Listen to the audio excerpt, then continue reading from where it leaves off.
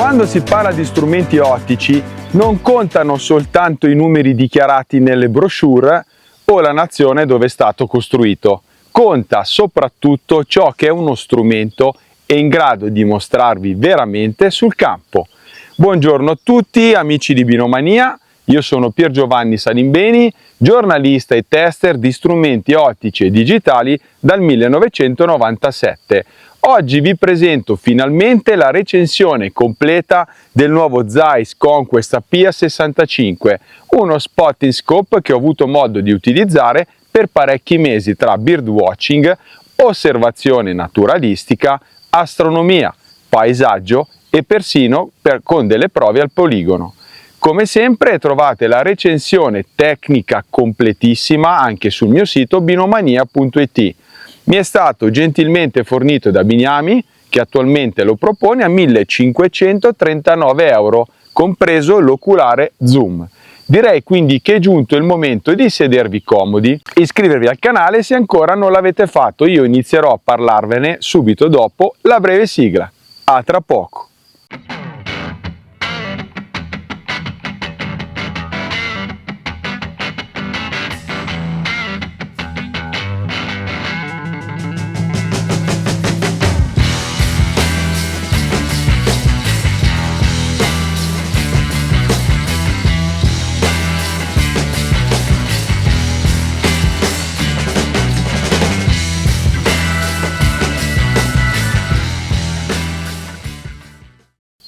Inizio con il confermare che Zeiss non ha cercato di creare un top di gamma stile Arpia, per intenderci. L'idea era diversa, ossia realizzare uno spotting scope leggero, trasportabile e realmente utilizzabile sul campo. Parliamo infatti di circa 1400 grammi con i tappi montati, meno di 30 cm di lunghezza, scafo in lega di magnesio e robusta armatura in gomma. Una delle cose che ho apprezzato maggiormente è l'ergonomia. Infatti questo piccolo telescopio è ben bilanciato, comodo da impugnare e la meccanica è molto curata. Mi sono piaciuti il sistema rapido di sgancio dell'oculare, il vetro neutro di protezione all'interno del tubo ottico, la ghiera di messa a fuoco a collare molto ampia e precisa e anche il sistema a piedino con a passo arcoassuisse integrato.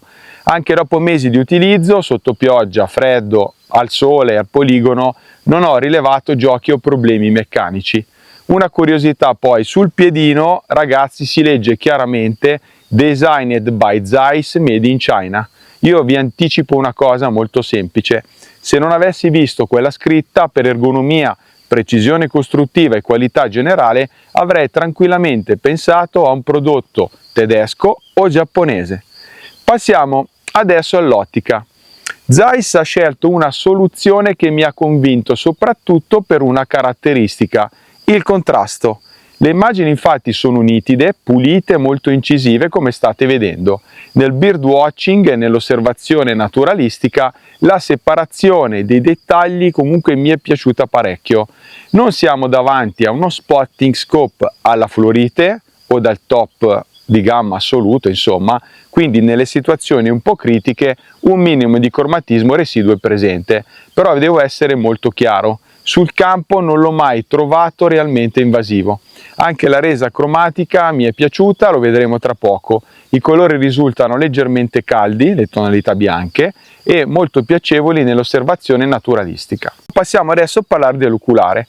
All'inizio ero un po' perplesso per le dimensioni, però dopo qualche giorno di utilizzo credo di aver capito la filosofia Zeiss. Secondo me questo sistema è stato sviluppato pensando moltissimo anche al digiscoping. Lo zoom copre il range 20x50x e mi ha stupito il fatto di non percepire un vero decadimento della nitidezza neppure ai massimi ingrandimenti. Molto valida anche la True Lever, che vi faccio vedere, che ricorda quelle utilizzate nei moderni cannocchiali da tiro e che permette di passare rapidamente tra bassi e alti ingrandimenti. Anche il controllo dei riflessi mi ha convinto: poca luce diffuso, ottimo contrasto e trattamenti Zeiss T e Lotutech che svolgono, come sapete, un ottimo lavoro. Osservando direttamente la colorazione su obiettivo e lenti di campo dell'oculare e la capacità di mostrare quasi nessun riflesso del mio viso specchiandovi. Devo ammettere che comunque mi ha ricordato molto il mio Zeiss Arpia 95 made in Germany, e questo, considerando la fascia di mercato della Pia, direi che è un gran bel risultato. Per quanto riguarda le aberrazioni ottiche, il cromatismo residuo, come vi ho anticipato, è presente nelle condizioni più critiche, ma mai realmente fastidioso. Grazie al sistema flat field, inoltre, la curvatura di campo è ben contenuta quasi sino al bordo, immagini quasi identiche al bordo a 20x e direi identiche a medio-alti ingrandimenti. Anche la distorsione angolare non mi ha creato problemi durante il panning. In astronomia mi sono divertito parecchio perché i campi stellari hanno stelle luminose, hanno mostrato prestazioni assolutamente convincenti, con una resa al bordo di circa il 95% che definirei ottimale. Molto bene anche il comportamento in controluce, perché durante la ricerca dei rapaci in questo periodo, nelle ore centrali della giornata, le immagini sono sempre rimaste pulite, contrastate, prive di riflessi fastidiosi, e questo sul campo è una caratteristica che secondo me vale più di tante schede tecniche. Passiamo adesso alle impressioni pratiche sul campo, che secondo me sono la parte più importante. Per quanto riguarda il birdwatching, posso dirvelo molto semplicemente. Questo nuovo Zeiss Conquest da 65 mm a Pia mi è piaciuto davvero. Certo, non stiamo parlando di uno spotting scope alla Fluorite o di un top di gamma assoluto per prezzo, prestazioni eccetera, però dopo tanti anni passati a utilizzare strumenti ottici ho imparato una cosa, ossia ragazzi, che sul campo conta relativamente poco la perfezione teorica della scheda tecnica, conta avere immagini nitide, contrastate, facili da leggere anche dopo parecchie ore di osservazione, ed avere soprattutto uno strumento leggero e compatto da portarsi in giro, ed è esattamente questo che il piccolo Zeiss è riuscito a offrirmi. Mi sono trovato infatti molto bene con rapaci in migrazione, con rapaci posati, monitoraggio di nidi, censimenti di garzai, osservazioni naturalistiche a media e lunga distanza. Anche il sistema comunque di messa a fuoco aiuta parecchio, poi la combinazione tra ergonomia, collare con piedino, grande ghiera di messa a fuoco lo rende veramente un telescopio molto rapido e interessante nell'utilizzo pratico. Lo si prende, si punta, si mette a fuoco e si osserva. E vi assicuro che quando si passano parecchie ore sul campo, queste cose fanno veramente la differenza. Vi dirò anche un'altra cosa.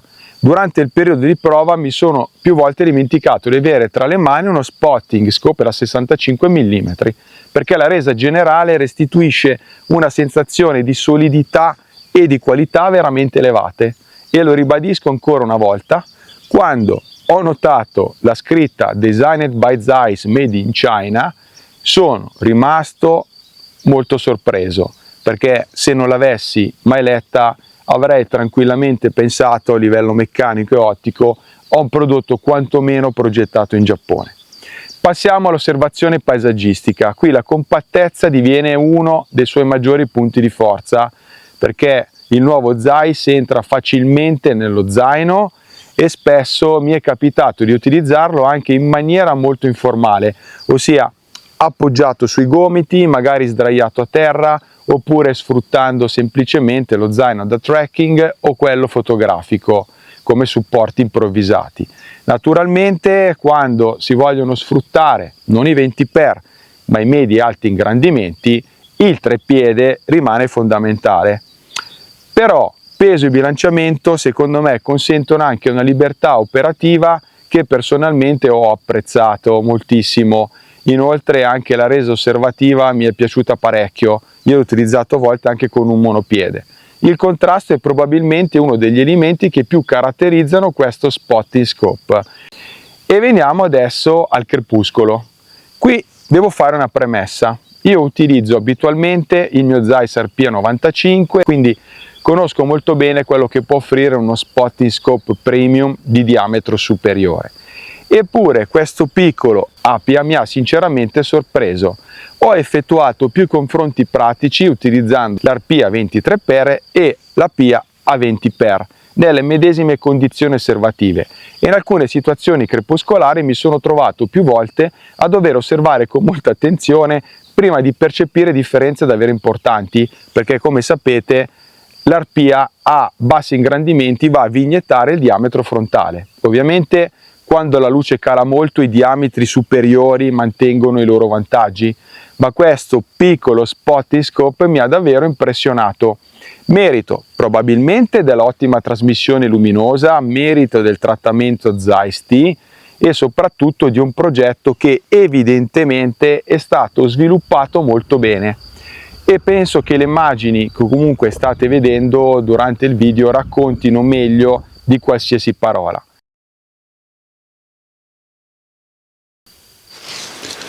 Allora ragazzi, eccomi qua. Varie considerazioni a freddo. Provato il poligono, ho fatto un tiro a 300 metri, avete visto prima, comunque notate la colorazione più nera dovuta all'impatto dei proiettili a 300 metri. Adesso si è alzato il vento, direi che col 223 evito di tirare a queste distanze con il vento, ho fatto qualche tiro a 100 metri. Confermo che anche a 100 metri si vede benissimo, tra i 20 e i 50 per, a 50 per come potete notare all'interno del video si nota un poco di cromatismo residuo, però ciò che è importante è che l'immagine è bella croccante.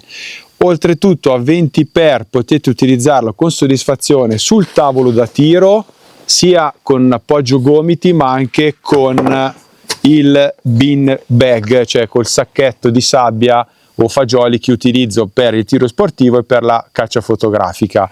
In linea di massima le mie impressioni, quantomeno nell'utilizzo diurno a tali distanze, con questo strumento sono molto positive. Io direi che se tirate in campo aperto fino a 300 metri e non necessitate di performance superiori e soprattutto la turbolenza va un po' a inficiare la vostra attività di tiro, un diametro del genere di giorno è più che sufficiente. Bello, comodo, leggero, tra le altre cose l'adattatore comunque funziona a meraviglia e non posso che consigliarlo anche ai tiratori sportivi. Andiamo avanti con la recensione. Infine ragazzi una breve parentesi astronomica, perché ovviamente non potevo evitare di provarlo anche sotto il cielo essendo in primis astrofilo. Luna, Giove, Venere, campi stellari, persino qualche galassia luminosa. La Luna 50 per mi è piaciuta molto, Giove mostra chiaramente le due bande principali equatoriali, Venere evidenzia bene la fase con ovviamente un po' di cromatismo residuo. E nelle osservazioni Deep Sky più luminose, quindi sono riuscito ad esempio a osservare M81 ed M82 nell'Orsa Maggiore. Certo, non nasce come telescopio astronomico, con questa cifra potete ambire a diametri superiori, ma per divertirsi sotto il cielo e concedersi qualche osservazione occasionale, dopo aver osservato la natura, sa ancora regalare parecchie soddisfazioni. Prima di concludere due parole sul nuovo sistema Zeiss dedicato al digiscoping, dopo molti anni di prove con adattatori universali e sistemi proprietari posso dirvelo chiaramente, questo è uno dei migliori sistemi di digiscoping che io abbia mai utilizzato. È costruito interamente in metallo, molto robusto e soprattutto ragazzi mantiene perfettamente l'allineamento tra smartphone e oculare. Chi pratica digiscoping da tempo sa bene che quanto questo sia importante, insomma, molto intelligente comunque anche il sistema di regolazione, perché con una sola manopola si regola rapidamente tutto, verticale, orizzontale e diagonale. Ho comunque creato un video specifico qualche giorno fa e lo potete trovare sul canale.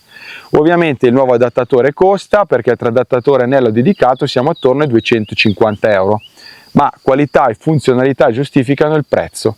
Arriviamo quindi ai pregi e difetti. Tra i pregi metto senza dubbio il rapporto prezzo-prestazioni, nitidezza, contrasto, compattezza, ergonomia, qualità meccanica, range 20x50x realmente sfruttabile e soprattutto la sensazione di avere uno strumento che invita davvero a uscire sul campo.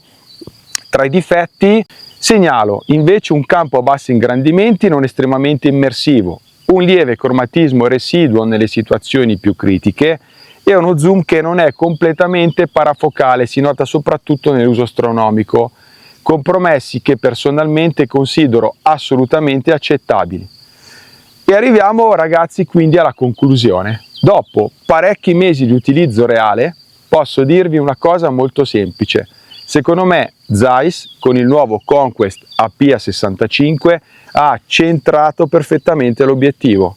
Non ha inseguito record, ha cercato equilibrio tra ergonomia, qualità ottica, peso, compattezza e utilizzo reale sul campo e secondo me ci è riuscita.